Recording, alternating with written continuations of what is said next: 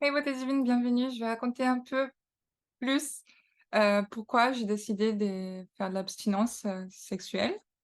Donc ça fait des années déjà. En fait, de base, pour moi, tout début, c'était vraiment, religieux, donc oui.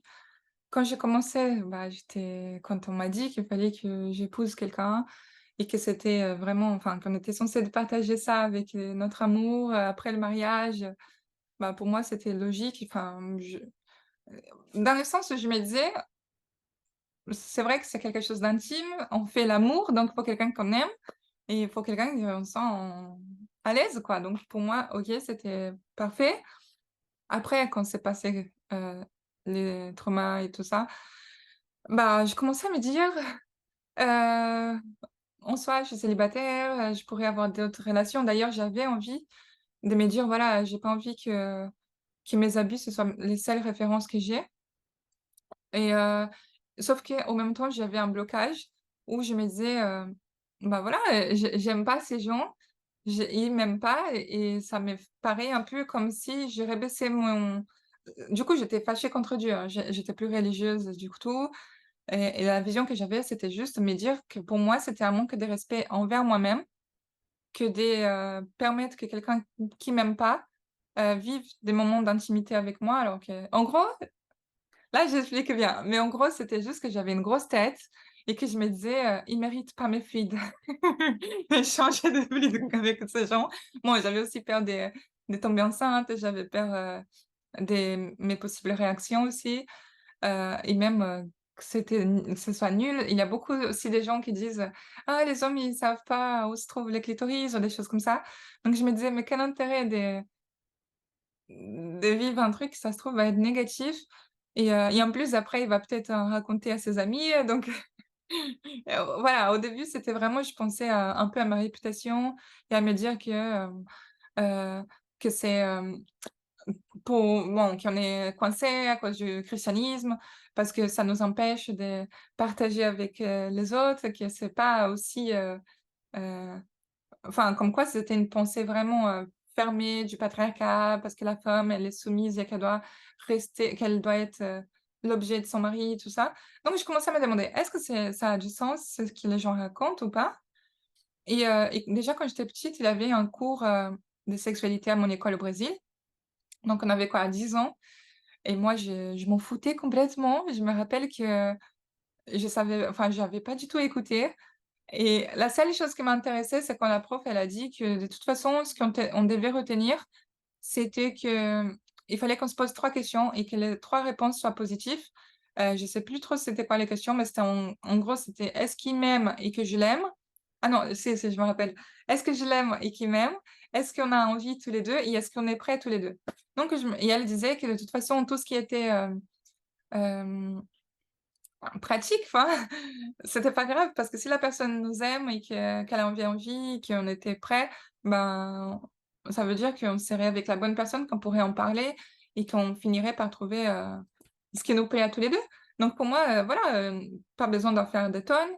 Si je suis avec la bonne personne, quelqu'un qui m'aime et que je l'aime, heu, naturellement, on trouvera une façon pour faire fonctionner et ça, c'était mon raisonnement aussi quand j'étais adolescente et que bon, adolescente, quand j'étais déjà dégoûtée de la vie et que je me disais: «Bon, je vais peut-être pas me marier finalement» mais si je trouve quelqu'un que j'aime et qui m'aime, bah, c'est pas grave si on fait l'amour.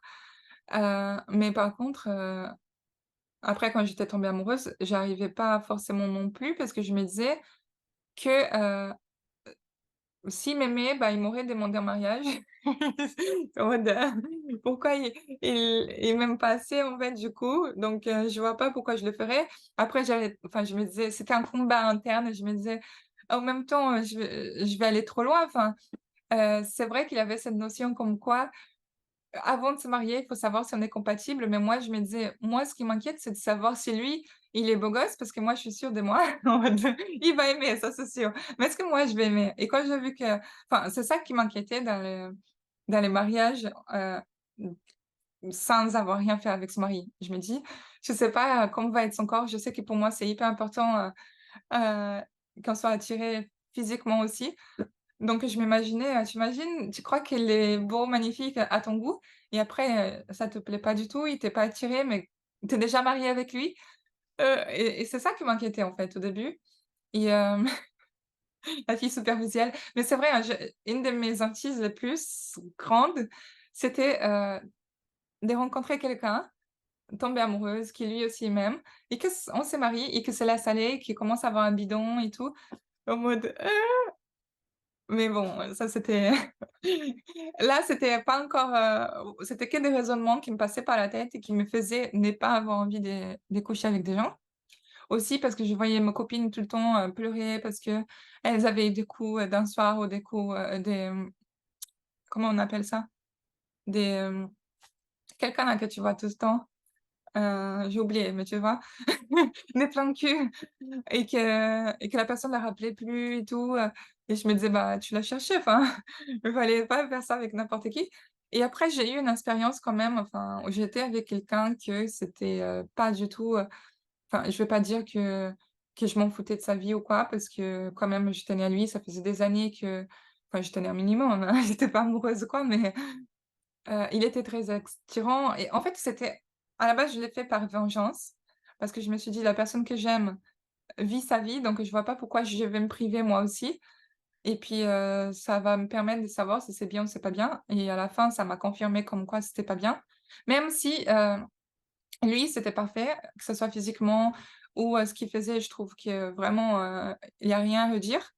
Mais c'était vraiment que ça a confirmé que pour moi, c'était trop peu pour moi, en fait. Je me disais, enfin, je me sentais mal déjà, je pensais à la personne que j'aimais et en plus, je me disais, voilà quoi, après ça, on va se dire au revoir, même s'il voulait, être en couple avec moi et tout. Je me disais: «Mais qu'est-ce qu'on fait? On fait des choses qu'on n'est pas censé faire et en plus, je sais pas, il a commencé à me dégoûter dans le sens où je me disais, «Il se respecte pas».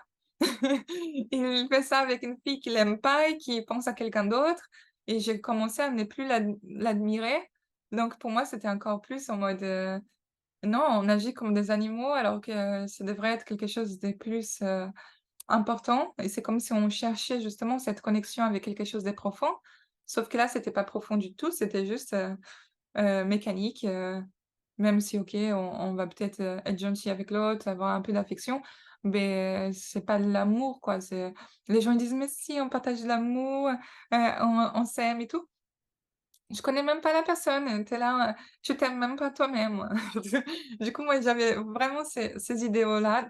Donc, de base, c'était ça qui faisait en sorte que je me dise: «Non, je vais rien faire, quand je serai avec quelqu'un, vraiment mon chéri, oui, je rattraperai tout le temps, mais en attendant, non». Sauf que du coup, j'ai commencé à faire, mes enquêtes et spirituelles et aussi en lien avec la sexualité sacrée et les sociétés secrètes et j'ai appris du coup que tout ce qui bouge l'univers, c'est le sexe, en fait. L'énergie sexuelle, c'est ça qui enfin, souvent on va appeler ça autrement, hein. J'étais à fond enfin, j'avais commencé avec, toutes ces notions ésotériques avec X, du coup les Tao, les tantras et tout ça et ça me donnait déjà une notion comme quoi oui, le sexe est sacré, il faut pas le donner à n'importe qui, c'est une énergie, puissante, qui permet carrément de faire une vie donc tu imagines, le pouvoir que ça a et je voyais aussi enfin, quand j'étais dissociée, je voyais quand les personnes qui avaient des plans cul et tout ça, elles avaient, des entités qui les accompagnaient. Donc je me dis: «Ces gens, ils sont dégueulasses en quelque sorte, et spirituellement parlant, ils s'en rendent même pas compte» et j'ai pas envie de mélanger moi, alors que j'essaye vraiment de purifier mon énergie avec quelqu'un qui est rempli des entités démoniaques et j'étais à fond vraiment sur ça, de purifier tous mes traumas et tout ce que j'avais vécu et utiliser cette, pulsion de vie, cette libido et tout, pour quelque chose, de positif. Donc je commençais à vraiment focus sur ce côté spirituel et je me suis rendu compte du coup que oui, si les gens, satanistes à la base font la pub du sexe, qu'on soit libre sexuellement parlant, que c'est pas du tout une liberté. Pour moi, la liberté, c'est vraiment tu es à l'aise avec ton mec et du coup, tu fais ce que tu veux et non pas, tu couches avec 10 000 mecs. Pour moi, c'est juste, tu es une esclave de la liberté, enfin du libertinage et pas du tout de la liberté. Donc pour moi, en fait, c'était très clair des bases que c'est même pas un effort d'être, dans l'abstinence sexuelle. Bon, je veux dire que les premiers jours, c'est un peu difficile, les premiers mois aussi.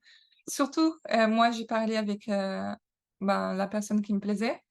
Donc moi, je le trouvais trop sexy, j'étais tout le temps en mode: «Bon, peut-être qu'on va arrêter cette abstinence». Donc pour moi, c'était tout le temps, j'ai pensé que ça allait être un jour, que j'allais, faire quelque chose. Donc là, oui, c'était dur parce que je me sentais hyper frustrée. En plus, j'ai triché un peu, et bref, au début, j'ai triché. À la fin, je me suis dit: «Bon, il faut vraiment que je me positionne sur ce que je crois. Si je veux, bah, j'assume, si je veux pas, bah, je le fais pas».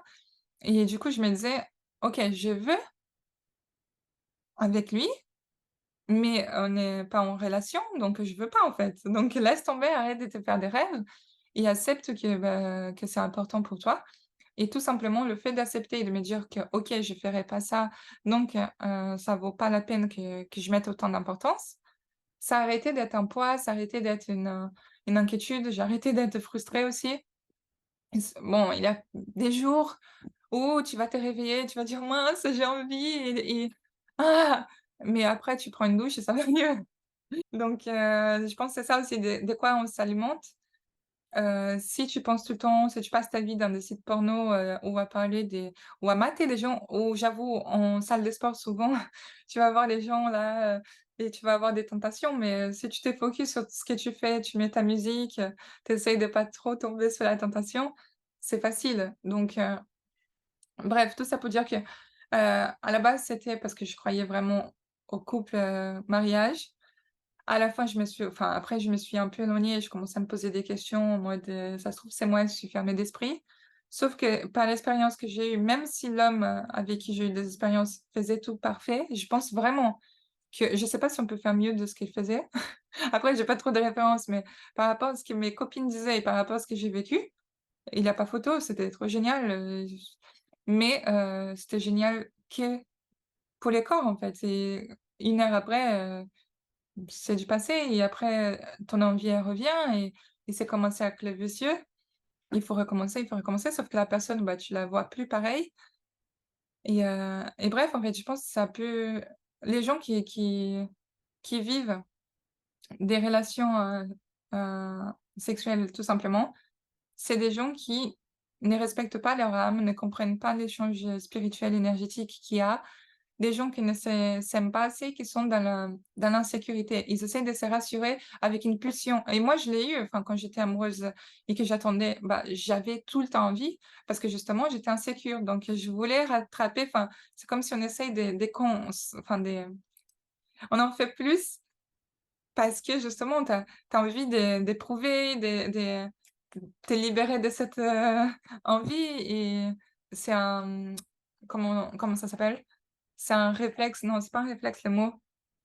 Mais bref, c'est quelque chose de nos instincts animaux, qui va déclencher comme si c'était un instinct de procréation quand tu es en danger. Donc tu te sens insécure et tu auras plus envie, du coup, que quand tu es, à l'aise et que tu sais ta valeur et que tu acceptes pas moins que si c'était quelqu'un qui t'aime vraiment et que du coup on trouvera la façon de faire, plaisir aux 2 et que ce sera pas quelque chose de superficiel, avec quelqu'un que tu sais pas s'il va te rappeler, je sais que ça doit être, choquant ou traumatisant donc voilà quoi, c'est une façon de s'aimer aussi, de se dire: «Je vais pas me mettre dans des situations où je sais ça va me faire du mal», même si les gens ils veulent, faire croire que c'est quelque chose de superficiel, qu'on peut faire la part, l'amour et le sexe, mais le côté comment dire? Spirituel, tu peux pas, séparer. Chaque fois que tu fais ça là, que